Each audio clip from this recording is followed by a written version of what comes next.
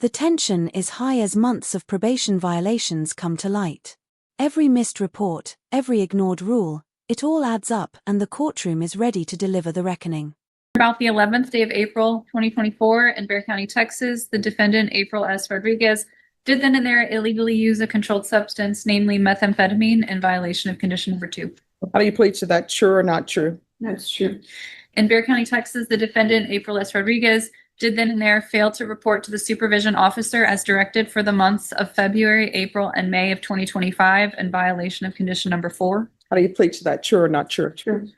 And on or about the 10th day of October 2024 in Bexar County, Texas, the defendant, April S. Rodriguez, did then and there fail to submit to drug testing as directed by the supervision officer in violation of condition number 27. How do you plead to that? True or not true? We'll waive the rest, Your Honor. Any objections to the waivers? No, Your Honor. Did you understand by pleading true the violations 2, 4, and 27?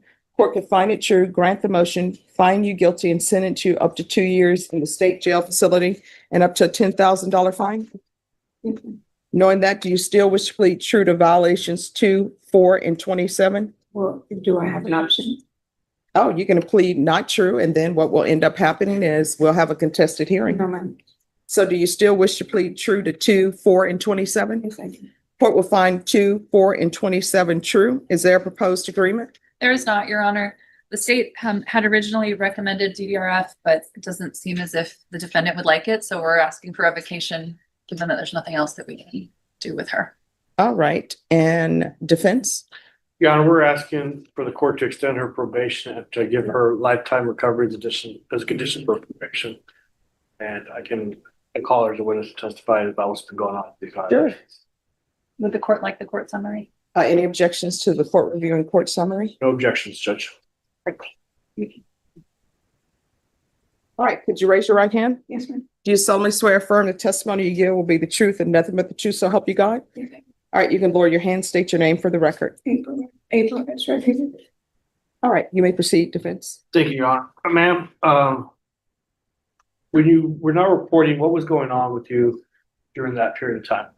I was physically sick. I didn't know what I was sick of, but throughout the times that I didn't report, either the day before, the day of, or the day after, if you would allow me to, I don't know, somehow get my medical records, you will see that I've been in either an urgent care or an emergency room here in San Antonio, trying to figure out what was wrong with me. I didn't know what it was. I recently got my gallbladder removed, and I know that my pancreas isn't working at the time. Like, I have serious stomach issues.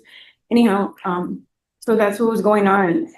But everything happens for a reason. I do believe throughout that, when you gave me that MTR, I have been struggling to get off of methadone for 14 years, which I've been able to do throughout the time that I've been at the county. I mean, I don't know if it makes a difference, but I've been working just to keep my mind occupied. I just would like for you to be aware of the fact that even though I wasn't doing good, I was still reporting to the best of my ability. I would like for you to give me an opportunity to finish the rest of my term, if that's an option. And Okay, ma'am. So what was the medical condition you were diagnosed with? I had my gallbladder was removed. I don't know the proper terminology, but at the time my pancreas isn't working. I still have issues.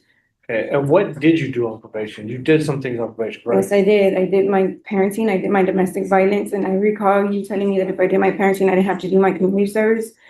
I didn't. I did my psych eval with the Center for Healthcare Services. I don't have the date in memory, but I believe that the only thing I had left, I don't know if drug court was mandated, because throughout that time I picked up a CPS case, which my kids are currently under the custody of CPS. Mm-hmm. So whenever I asked my caseworker for drug court, he said it wasn't on the table. So anyhow, I did my parenting, I did my domestic violence, and I did my psych eval. I did 2 of them actually, one with CPS and one with Center for Healthcare Services.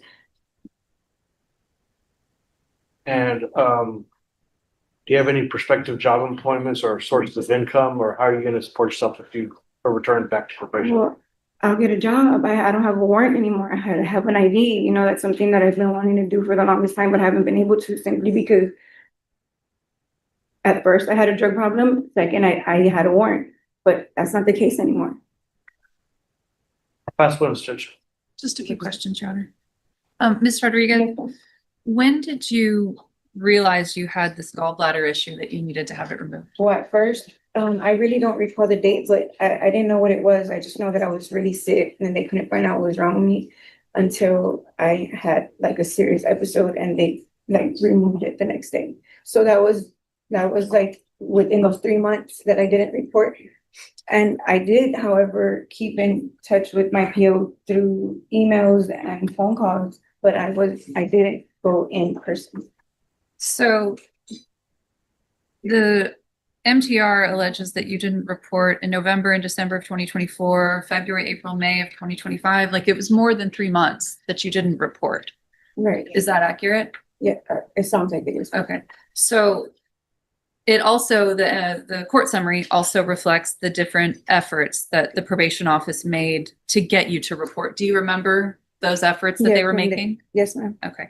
And do you remember an encounter in January of this year where they actually made a face-to-face contact with you and explained to you the importance of reporting after many failed, or not failed, but inadequate reporting, that they made a face-to-face contact with you and explained the importance of reporting, and you said that you would? Do you remember that? Yes, I do. Okay. Was it after that that your gallbladder was No. removed? My gallbladder was removed within those 3 months, but Before that?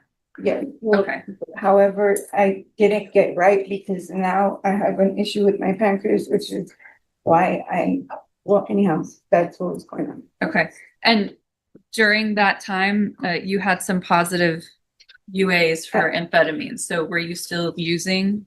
Those positive amphetamines was at first. I took the time that I was in the hospital, which was like consistent to be able to not, it was easier for me to stay off of drugs than to get off of drugs. I don't know if that makes sense, but when I got out of the hospital, I wasn't on them anymore. So I didn't ever go back. I was just trying to get my stomach issues situated.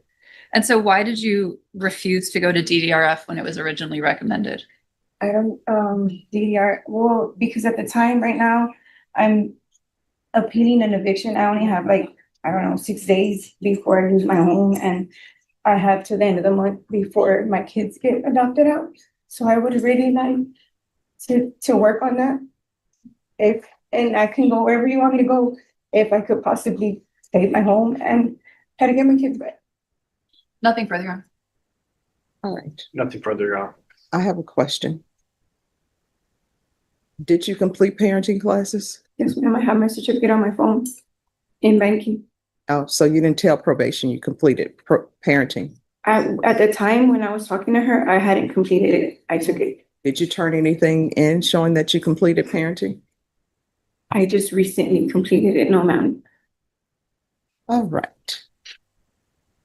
And then there's the positive UAs in March, April, and May. I just don't think you're a good candidate for probation.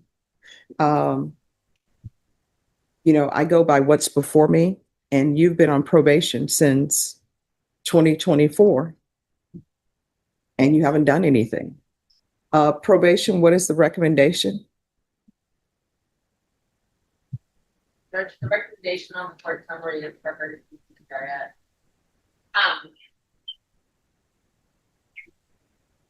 I would like to point out that there were several instances where we tried to get Ms. Rodriguez to do the Center for Healthcare Services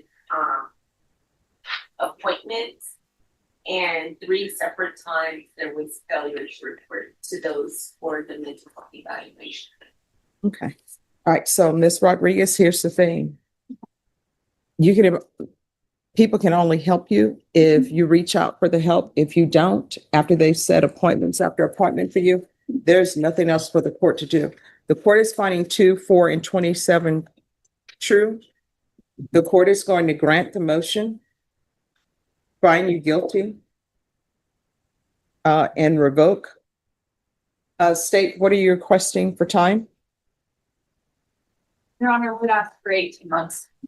Defense, what are you requesting? We'd have for minimum, Your Honor, 6 months. All right, the court will sentence you to 18 months in the state jail felony. The court will give you credit for any time served. There's to be no unsupervised contact with minors and no residing in household with minors. And the court will request the therapeutic community.